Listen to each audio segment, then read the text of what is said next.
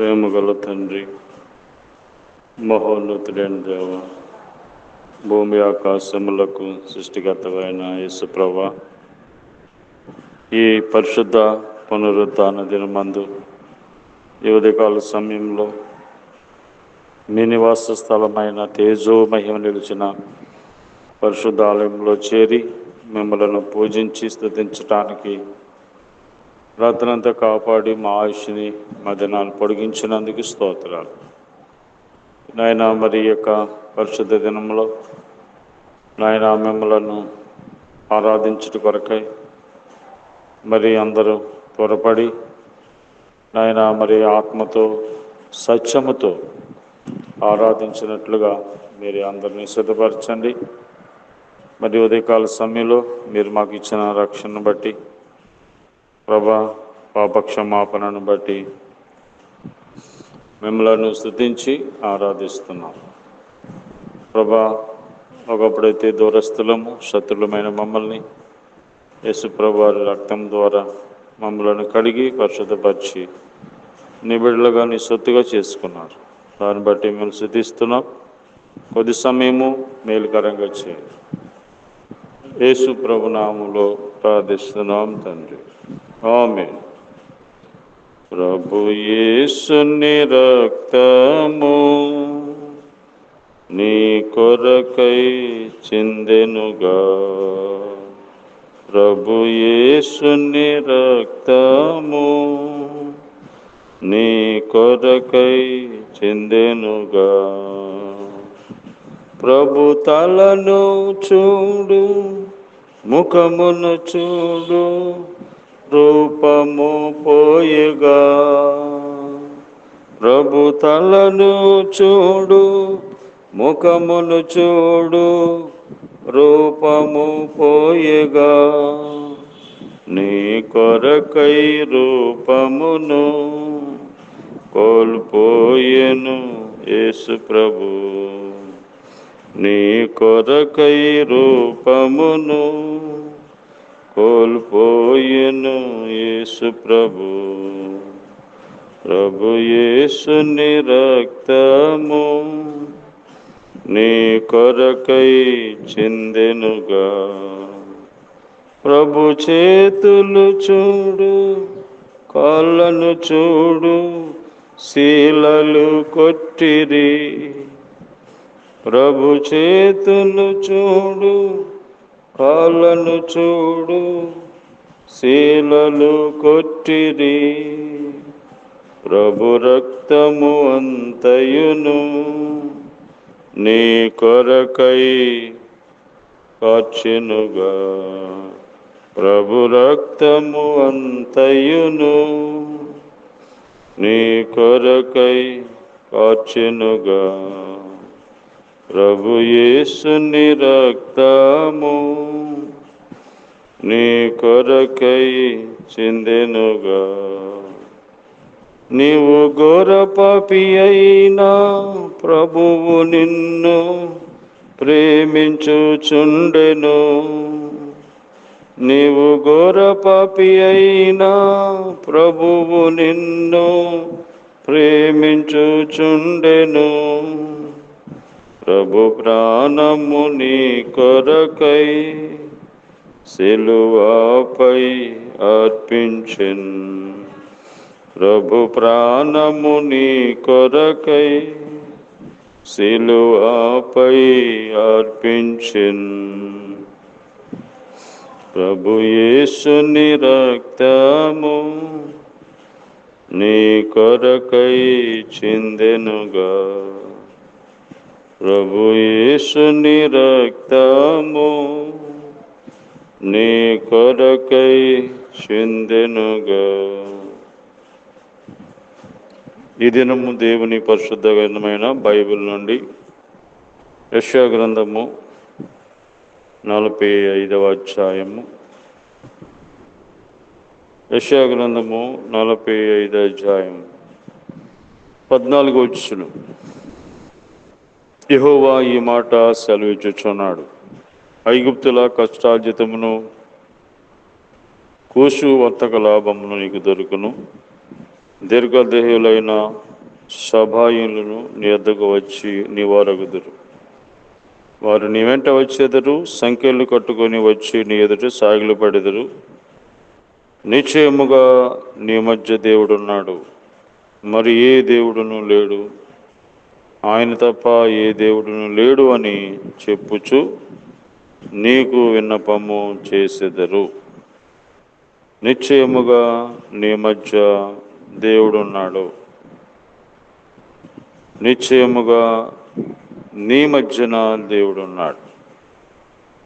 దేవుడు తన ప్రజల మధ్య ఉండటానికి ఈ లోకానికి వచ్చారు. ఆయన మన మధ్య ఉంటే ఎన్నో గొప్ప కార్యాలు జరుగుతాయి. దేవుడు మన మధ్య ఆత్మస్వరూపిగా మన మధ్య ఉన్నాడు. ఆయనకి మన మధ్యలో ఉండటం ఇష్టం, ఎందుకంటే ఆయన మనల్ని తయారు చేశాడు. కనుకనే ఆయన మన మధ్య లేకపోతే మనము జీవించలేం, దీవించబడలేం. దేవుడు మన మధ్య ఉంటే మనకు జరిగే కార్యాలు ఏంటి అని మనం ఆలోచన చేస్తే, జెఫన్యా గ్రంథము 3వ అధ్యాయము 15వ వచనములో ఈ విధంగా దేవుడు మనకి జ్ఞాపకం చేస్తూ ఉన్నాడు. జెఫన్యా గ్రంథము 3వ అధ్యాయము 15వ వచనం. తాను మీకు విధించిన శిక్షను యెహోవా కొట్టివేసి ఉన్నాడు, మీ శత్రువులను ఆయన వెలగొట్టి ఉన్నాడు. ఇశ్రాయేలు రాజు అయిన యెహోవా మీ మధ్య ఉన్నాడు కనుక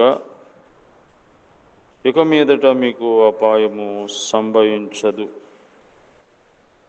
దేవుడు మన మధ్య ఉన్నప్పుడు మనకి అపాయము సంభవించదు. కనుక ప్రియులారా, ఈ అపాయములు, కీడులు ఎందుకు వస్తున్నాయి? దేవుడు మన మధ్య లేకపోవటం బట్టి. అందుకనే ప్రేమించిన దేవుడు మన మధ్య ఉండడానికి ఆయన వచ్చారు. కాబట్టి దేవుడు మన మధ్య ఉంటే మనకి అపాయము ఏమీ రాదు. అలాగే జకర్యా గ్రంథము 2వ అధ్యాయం 10వ వచనంలో, సియోను నివాసులారా, నేను వచ్చి మీ మధ్యను నివాసము చేతును, సంతోషముగా ఉండి పాటలు పాడుడి. ఇదే యెహోవాకు. ఆ దినమున అన్యజనుల అనేకులు యెహోవాను హత్తుకొని నాకు జనులగుదురు. నేను మీ మధ్య నివాసము చేతును. అప్పుడు యెహోవా నన్ను మీ వద్దకు పంపి ఉన్నాడని మీరు తెలుసుకొందురు. దేవుడు మన మధ్య ఉన్నప్పుడు ఎంత సంతోషం, ఆనందం ఉంటుంది. కనుక దేవుడు మన మధ్య లేకపోతే సంతోషం ఉండదు. కాబట్టి చాలామంది జీవితాల్లో డబ్బులు ఉన్నాయి, ఆస్తులు, అధికారములు ఉన్నాయి, సంతోషం లేదు. కారణం ఏంటంటే దేవుడు వారి మధ్యన లేడు. కాబట్టి దేవుడు మన మధ్య ఉంటే మనకి ఎంతో సంతోషం, సమాధానం. అలాగే హగ్గయి గ్రంథము 2వ అధ్యాయము 5వ వచనములో, మీరు ఐగుప్తులో నుండి వచ్చినప్పుడు నేను మీతో చేసిన నిబంధన జ్ఞాపకం చేసుకొనుడి. నా ఆత్మ మీ మధ్య ఉన్నది కనుక భయపడకుడి. దేవుని ఆత్మ మన మధ్య ఉన్నది కనుక మనం భయపడకూడదు. దేవుడు మన మధ్య ఉంటే మనం భయపడం. ఏ పరిస్థితులకైనా, కష్టములకైనా, బాధలకైనా, శ్రమలకైనా, ఒంటరితనంకైనా, ఇబ్బందులకైనా, ఇరుకులు వచ్చినా భయపడం. ఎందుకంటే దేవుడు మా మధ్య ఉన్నాడు కనుక మనం ధైర్యంగా ఉంటాం. దేవుడు మన మధ్య ఉంటే మనం భయపడము. ఆందోళన, చింత, విచారం ఉండవు. కాబట్టి దేవుడు మన మధ్య ఉండటం వల్ల మనం భయపడము. కనుక ప్రియులారా, దేవుడిని మీ మధ్యకు చేర్చుకోండి. అప్పుడు మీకు అపాయం రాదు, సంతోషంగా ఉంటారు, భయపడరు ఏ పరిస్థితికి కూడా. కాబట్టి నీ జీవితం గురించి కానీ, కుటుంబం గురించి కానీ, బిడ్డల గురించి కానీ, సమస్యల గురించి కానీ భయపడవు. ఎందుకంటే నీ మధ్య దేవుడు ఉన్నాడు. కాబట్టి మన మధ్య దేవుడు ఉండడానికి, మనల్ని పరిశుద్ధపరచడానికి ఆయన లోకానికి వచ్చి రక్తం అంతా చిందించారు. ఆ పరిశుద్ధ పుణ్య రక్తంలో మన పాపం పరిహారం చేయబడి ఆయన మనలో నివాసం చేస్తారు. మన మధ్య ఉంటే ఎంత సంతోషం. కాబట్టి దేవుణ్ణి మీ మధ్యలోనికి, మీలోనికి ఆహ్వానించండి. ఎంతో సంతోషం. అపాయములు తప్పిస్తాడు, నరకం తప్పిస్తాడు. ఆ విధంగా ప్రభువుని చేర్చు. ప్రేమగల ప్రభువా, ఇచ్చిన వాక్య భాగాన్ని బట్టి వందనాలు. నీ దేవుడని యెహోవా నీ మధ్య ఉన్నాడు. మా మధ్య మీరుంటే మాకు భయపడము, ఆపద ఉండదు నాయన, కీడులుండవు. కాబట్టి మీరు మా మధ్యలో ఉండండి. ఇంకెవరైతే మిమ్మల్ని వారి మధ్యలోనికి తీసుకురాలేదో వారితో మాట్లాడండి. మా దేశము, రాష్ట్రము, గ్రామ ప్రజలందరూ, అధికారులు అందరి కొరకు ప్రార్థన చేస్తున్నాం. మీరే జ్ఞాపకం చేసుకోండి.